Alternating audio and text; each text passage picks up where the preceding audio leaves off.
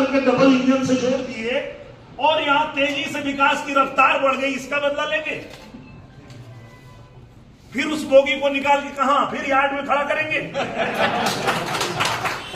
नियत बताइए आप अपनी, इनसे इनकी नियत पूछ लीजिए, धर्मेंद्र यादव से इनकी नियत पूछ लीजिए कि आपकी नियत क्या है। जिस तरह से पूरे देश ने तय कर लिया है कि प्रधानमंत्री नरेंद्र मोदी ही बनेंगे, तो ये धर्मेंद्र यादव यहां जीत के क्या करेंगे? प्रधानमंत्री बनेंगे कि आजमगढ़ को गर्त में लेके जाएंगे? खड़ी हुई बोगी धक्का मारा ही हो। आजमगढ़ को अंधकार में लेके जाएंगे, आजमगढ़ को फिर से गढ़ गढ़ बोल के गढ़ ही बनाएंगे। हम लोगों को तो अगर मौका मिला, आजमगढ़ की जनता ने हमको अपना सेवक चुना, तो जो मार्ग 40 साल से नहीं बन रहा था, रोना पार बिलरियागंज, उसको भी बनवा दिए। रास्ते की तरह नहीं बन रहा था, उसको भी बनवा दिए। इन लोगों को पता ही नहीं था कि आजमगढ़ का सर्वांगीण विकास कैसे होगा जब तक महायोजना लागू नहीं होगी। इनको पता ही नहीं था। हम लोग 1 साल भाग दौड़ किए और आजमगढ़ में आज महायोजना लागू हो।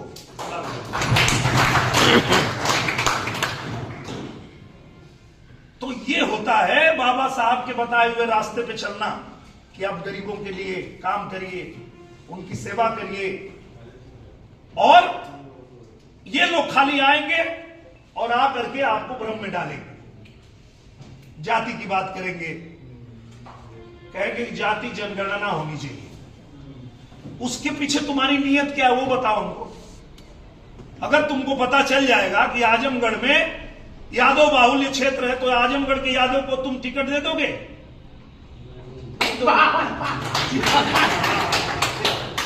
आएंगे तुम्हारे धर्मेंद्र, या तो तुम्हारी बीबी, या तो तुम्हारा भाई, या तो तुम्हारा भतीजा, तो क्या करोगे जनगणना करके?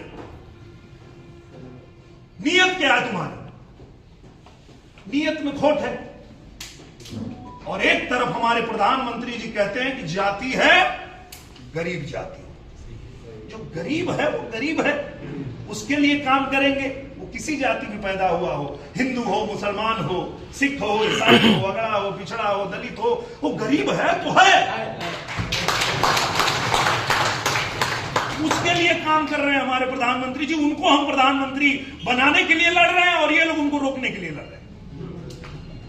ये है इनकी नियत। प्रधानमंत्री जी कहते हैं महिला जाति है, तो उनसे पूछना चाहिए कि भाई आपके बिरादरी में महिला नहीं है? किसी भी बिरादरी में महिला नहीं है, तो जब महिला के लिए प्रधानमंत्री काम कर रहे हैं तो सब जाति के लिए काम कर रहे हैं। ये होता है सबका साथ सबका विकास। हर जाति धर्म के क्षेत्र के सभी लोगों के लिए काम करने वाले प्रधानमंत्री जी का चुनाव है। और तीसरी बार वो जब प्रधानमंत्री बनने जा रहे हैं तो हम सब उनके साथ खड़े हैं।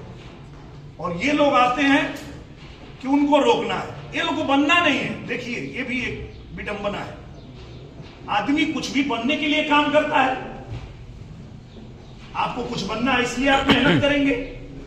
ये दुनिया के वो मूर्ख हैं जो दूसरे को रोकने के लिए काम करते हैं। सीजनी में ढक हो, सीजनी में ढक। सोचिए कोई भी आदमी काम क्यों करता है कि हमको कुछ बनना है, और ये इसलिए काम करते हैं कि हमको रोकना है।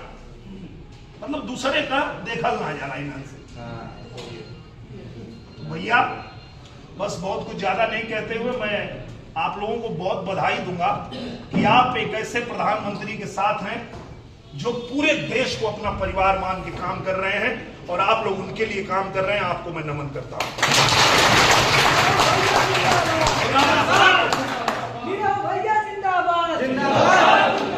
मैं आप सभी को बाबा साहब भीमराव अंबेडकर की जयंती पे बहुत शुभकामना आप सबको देता हूं। और सबसे यही हम लोग अपेक्षा भी रखते हैं कि आप भी बाबा साहब के बताए हुए मंत्र को हर किसी को बताएंगे। शिक्षित बनो, संघर्ष करो, आगे बढ़ो। बाबा साहब अमर रहे, बाबा साहब अमर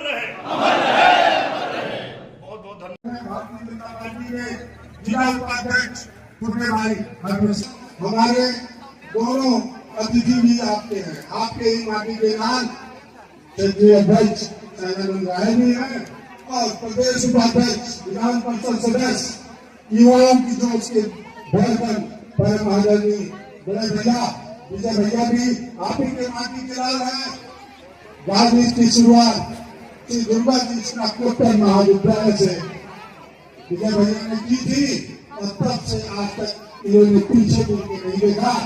जब भी विजय भैया से बात करने का मौका मिलता है, परिवार के सदस्य हैं, एक ही बात कहते हैं कि हमें व्यक्ति अपने कर्म से बड़ा होता है। किसी से अगर आप दीवार लगा के कुछ पाना तो उससे बड़े नहीं होते हैं और अपने कर्म से की लंबी लाइन खींचो और उसको उन्होंने अपने जीवन में चरितार्थ किया है।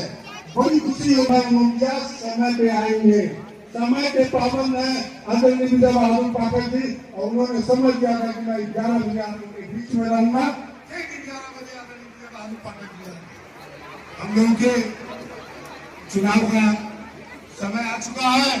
हम लोगों को अपने लोकप्रिय सांसद, युवा सांसद, अभी पिछले दिनों आदरणीय मोदी जी आए थे तो 5 मिनट तक मोदी जी ने दिनेश लाल यादव निरहुआ से बात की। तो आप समझ सकते हैं कि भारतीय जनता पार्टी के लिए आदरणीय मोदी जी के लिए दिनेश लाल यादव के लिए क्या आसान है। हम लोगों के हाथ बहुत मजबूत होंगे और बहुत कुछ तो भाई अमित तिवारी जी हमारे मित्र हैं, उन्होंने बहुत कुछ बता दिया आप लोगों को। तो अंत में यही कहूंगा, यदि आज समाज को जितनी है बिजली गिराने की तो यहाँ बैठे सभी लोगों की जिद है आदरणीय दिनेश लाल निरहुआ की जिताने की जिताने की जिताने की। ही आज हम दुनिया की सबसे बड़ी पार्टी के रूप में स्थापित हुए हैं। दुनिया की सबसे बड़ी राजनीतिक पार्टी भारतीय जनता पार्टी है। मंच पे उपस्थित हमारे आजमगढ़ के लाल जिन्होंने ये साबित कर दिया है कि सिर्फ दायित्व लेना ही बड़ी बात नहीं होती है, उस दायित्व को निभाना सबसे बड़ी बात होती है। रात दिन अपने दायित्व को निभाते हुए और आजमगढ़ से लेके गोरखपुर से लेके, चूंकि क्षेत्रीय अध्यक्ष हैं हमारे श्री सहजानंद राय जी, तो पूरे क्षेत्र के विषय में रात दिन चिंता करते हुए और हमारी पार्टी को मजबूत बना रहे हैं। हमके ढकेल के उतार देगा चचा, चचा अरे हुआ चला हो ठेला थोड़ा उतार दो भुआ बैठा बैठा बैठा चचा प्रणाम।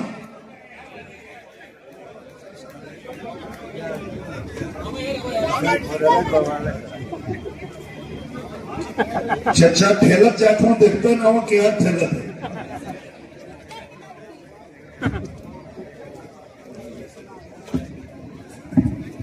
हमारे बड़े भैया सहजानंद राय जी क्षेत्रीय अध्यक्ष उपस्थित हैं इस कार्यक्रम में, साथ हैं। इस बात के लिए आपको बधाई देता हूं मैं कि आप बहुमत के साथ